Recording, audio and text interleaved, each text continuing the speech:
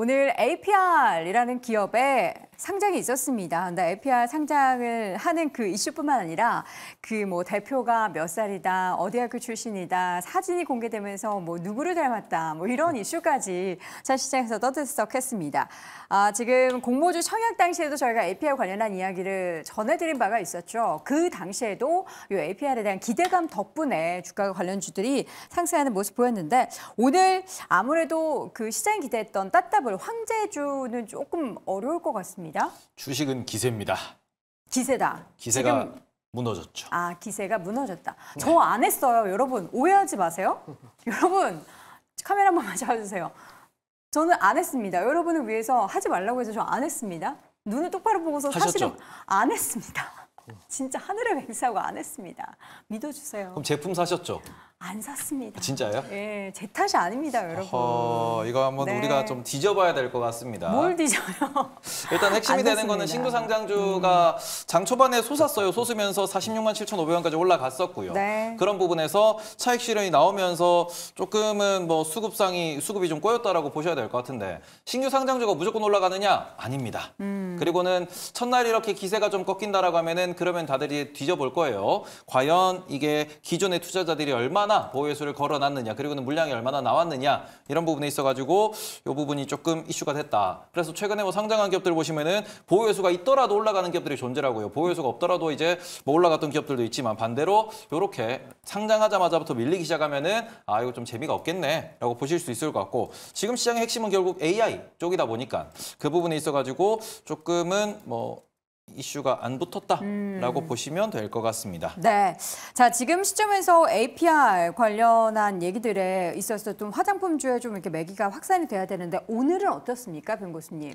네, 전체적으로 좀 화장품 섹터의 경우에 실적 발표 이후에 차익 매물 좀 현재 소화하는 과정이다라고 좀 보여지기 때문에 전반적인 약세 흐름들 좀 보여주고 있고요. 피부, 미용, 의료기기 관련된 종목 안에서도 역시나 APR을 좀 제외하고는 전반적으로 좀 조정을 받고 있는 형국입니다.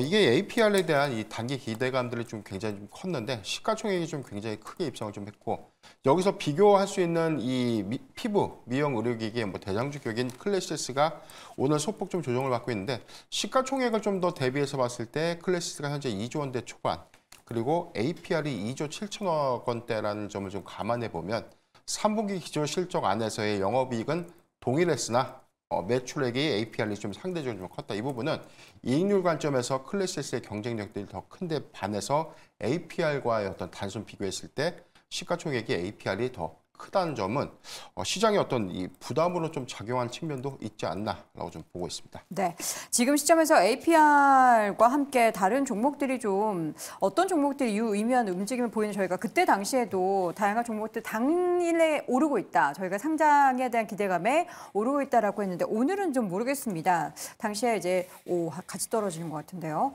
뷰노를 저희가 언급을 했었는데 오늘 뷰노의 주가는 6%대 좀 빠지고 있어요. 관계 별로 없을 것 같고요. 사실은 그 APR이 지금 시가총액 얼마죠? 한 3조 좀 안 되죠, 이제. 아까보다 내려간 것 같은데. 맞나요? 지금 APR의 시가총액 같은 경우에는 2조 6천억입니다. 거래도 많이 되고 하면 이제 딱 이 종목 살려고 또 달라붙려면 딴 데서 팔아야 되고 그러면 웬만한 주식도 다 빠지는 게 맞을 것 같은데요. 근데 원래 이게 2조 7천억은 뭐 20조 10조 되는 거 뺏어오지는 않을 것 같고 5천억짜리에 걸쳐 있는 주식의 수급을 빼기 때문에 제가 개인적으로 몇 번 말씀드린 CNC 인터내셔널이라니까 뭐 이 아이 패밀리 SC 이런 것도 실적이 좋습니다만 그건 이미 노출된 재료이고 그러다 보니까 이 실현이라든지 애매한 상태에서는 이거 빼서 저거 사고 그러는 거 아닌가라고 싶어서요. 오늘 기세가 진짜 꺾였는지 며칠 봐야 되겠습니다만 그거 부메랑 비슷하게 나쁜 효과를 받고 있다. 네. 다른 거에 대부분은 그렇게 보여집니다.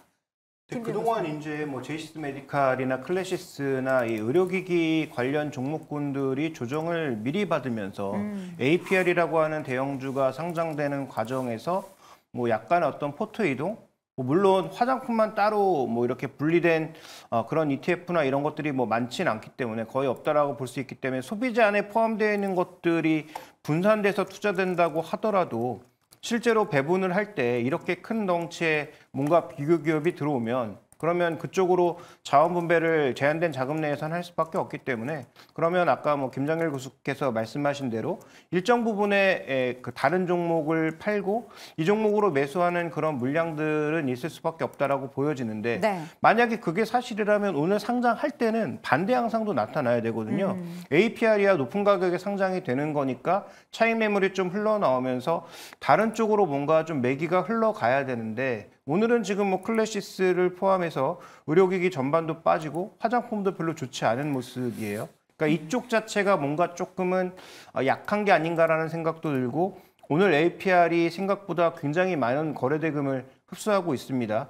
지금 뭐 거래대금 기준으로 봤을 때 압도적 1위이고요. 2, 3, 4위를 다 합쳐도 넘을 정도의 압도적 1위를 차지하고 있어서 그러면 이 종목이 또 하락하기 시작하면 다른 종목으로 또 매기가 돌아가는지 정도를 확인해 보시는 게 제가 보기엔 좋은 전략적 접근인 것 같고요. 그다음에 APR의 지금 시총은 클래시스와 비교해 봤을 때 그렇게까지 과도하진 않기 때문에 네. 오늘은 이제 상장 효과고 내일부터 어떤 모습을 보이는지가 좀 더 저는 의미 있는 흐름이 아닌가 이렇게 보고 있고요. 오늘 화학업종 수급을 왜곡시키는 게 APR인 거죠. 네. APR에 지금 기관 매물이 엄청 나오면서 화학업종에 기관 매물이 많이 잡히고 있는데 APR 거래분을 빼면 거의 없는 것으로 보이고 있으니까 그런 측면의 수급 변화도 조금 살펴볼 필요가 있을 것 같습니다. 기본적으로요. 금리 인하가 빨리 안 되기 때문에 네. 항상 뭔가 새롭게 들어오면은 수급이 빨리 들어간다 보시면 돼요. 무슨 뭐가 됐든 간에.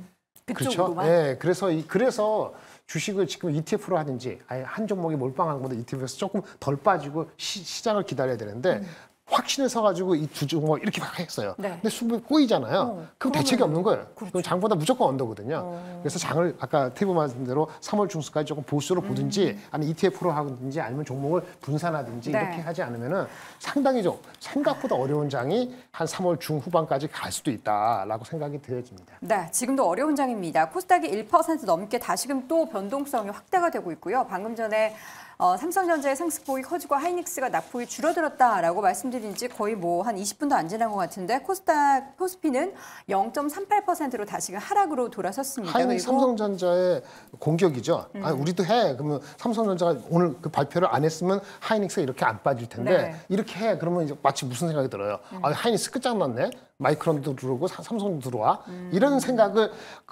말초적으로 할 수밖에 없는 거거든요. 네, 네. 그렇죠? 그런 효과가 있다고 보여집니다. 오늘 과매도로 들어가는 것 같고요. 네, 삼성전자가 과매수로 들어가는 과매수는 아니지만 그 효과를 PR 효과를 확실히 보는 것 같습니다. 그리고 또 다른 이제 2차 전지 관련된 종목들도 함께 좀 밀립니다. 지금 LG에너지 솔루션도 하락 전환했고요.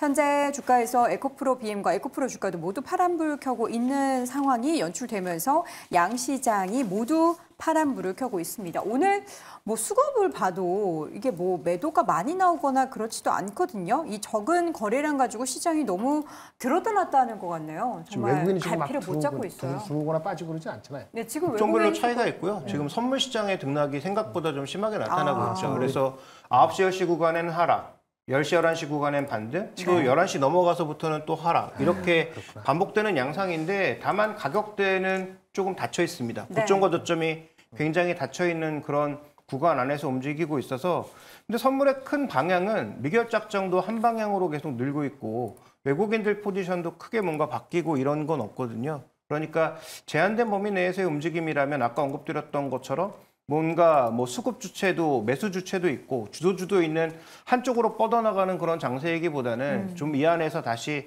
이 업계 재편을 하는 그런 모습으로 이해하시는 게 지금은 뭐 좋을 것 같습니다. 네. 그리고 한 가지 더 말씀을 드리면 지금 오늘 또 항생이 이제 장이 열리고 쭉쭉 밀리는 모습을 보이고 있는데 지금 계속 얘기가 나오는 게 중국이 돈을 푸냐?